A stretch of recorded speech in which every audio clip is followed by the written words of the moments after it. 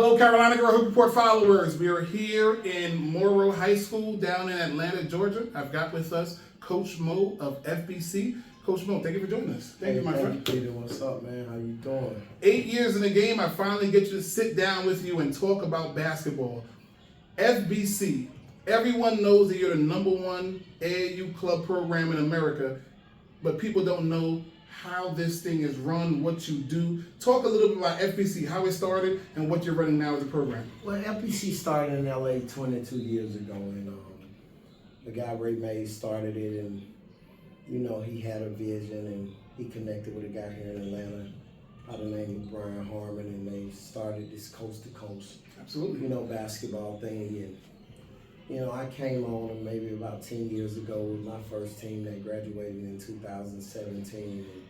And, Brian kind of let me aboard and, took me through the ropes and through mentorship with other club directors and people who was really helpful in my growth. They, this new FBC was kind of created. Brian went on to take a high school job, and I was able to grab it as it was starting to go, kind of leveling out. And we've now grown it to 30 states. We've got clubs in 30 states. And I think the biggest thing for FBC is we're promoting girls basketball at the grassroots level. At the highest level of grassroots basketball. Yeah, and we're saying that really humble because it's just about the kids. It's about getting the right kids to buy into a style of play. A style of play, a style of intense competition, which is not really, in all parts of basketball anymore. Like we're 100% pushing competition. We're 100% pushing, being a good teammate, sharing the ball, playing relentlessly, not backing down. Just we want our kids to leave here prepared for the next level. For the next level. Yeah. Well, one of the videos that have come out over the years in the jungle where you talk about, I'm sorry, I don't want to say it wrong, but you've got 1 second to make a decision. You're going to pass, you're going to dribble, or you're going to shoot. Am I saying that right? Yeah, so we play a unique style of 1 second basketball. I think, like I've heard Steph Curry talk about, they play 0.5 seconds of basketball at the NBA level. But I really think 1 second is enough time for an elite level high school girl to be able to make decisions on the fly. Absolutely. And play the right way. So, I have a couple key points and just things that I do to teach it. Like when we play fast, we play smart. And we teach our kids to make decisions on the fly. And we try to, at this level, we try to play, all different styles so college coaches can kind of see where kids can fit in their system. See what kid fits their style and bring them in because they have the attitude, they've got a temperament, and the training. Now, I cover the Carolinas. You just graduated 2 of the better players that come out of Carolinas in a while, right? Mm-hmm. They played for you for the last 4 or 5 years. Mm-hmm. Joyce Edwards, MVP, co-MVP of McDonald's All-American, MVP Jordan Brand, all that. And then Zamaria Jones, one from North Carolina, one from South Carolina.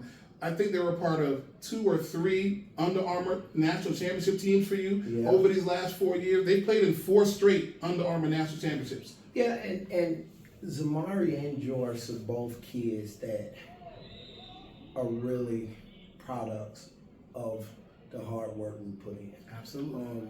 To me, they're second generation United kids. Absolutely. Meaning, our first group of United kids was Ryan Howard and Jasmine Massengale and Camilla Cardoso.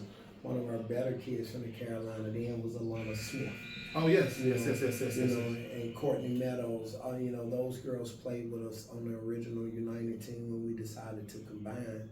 But as we turned this thing over, because it's always about replenishing the talent, we were able to get together and grab a next wave of kids. And Joyce, which is one of the most decorated kids in FBC history, we saw her at the junior NBA in the 8th grade. We were lucky, her family let us bring us over. And Joyce and Zamaria, they was just amazing. Just amazing. It ain't nothing to really talk about, but these kids, they got better.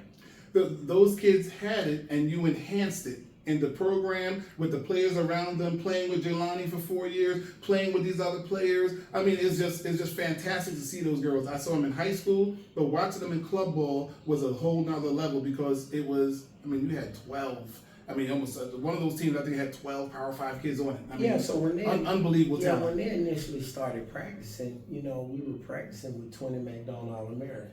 Like you can when they were the younger kids, right? So you probably can only get something like that in a camp format. Absolutely. Like we were getting it every weekend in practice.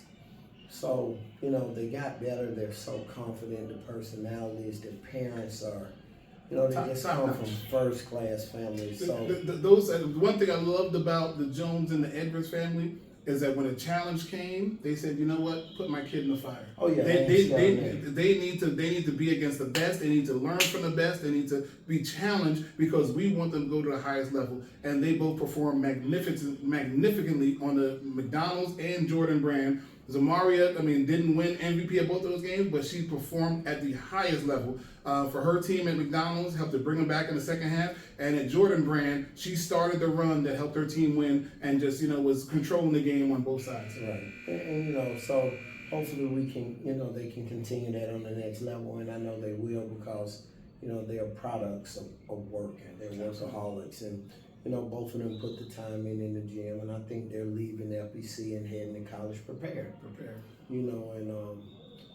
And both of them are going to programs. Joyce is going to the team that is defending national champions, and Zamara is going to NC State that made it to the Final Four for the first time. I want to say either in a long time since K-Yao or ever going to the Final Four. So they're going to winning programs, and they're going to enhance what's going on. And they're getting coached by good coaches. So Westmore, Dawn Staley, some of the best of the best. Yeah. So you guys have dominated the Under Armour circuit here for the last few years.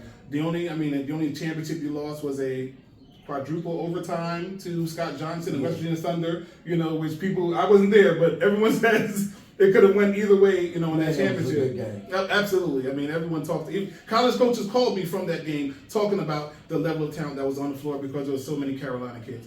But now you have FBC teams on the Champions League circuit. You've got FBC teams that are, over there doing other things, and Under Armour, Nike. It's a little bit of everything.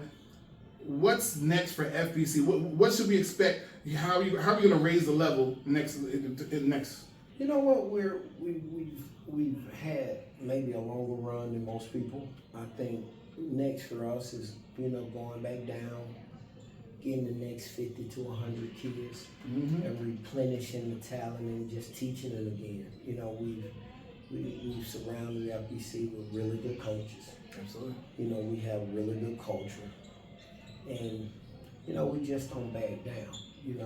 I'll never, even though we're in 30 states, I think the biggest thing, we still hadn't commercialized FBC. FBC still is a very competitive basketball club.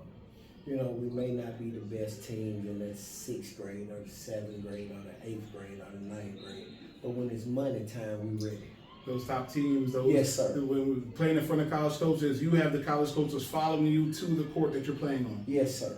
And so we're gonna keep working and developing our unique style, and we're gonna figure out ways to continue to get better.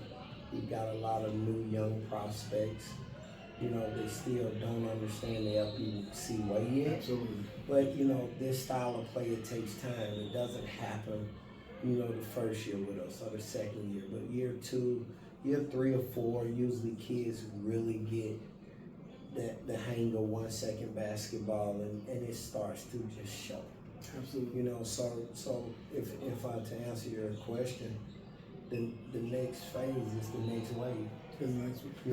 Those young kids coming up that you're starting to groom to understand how to play, and when it's time to be on the big stage, they're going to be ready. Yeah, and that's all it is.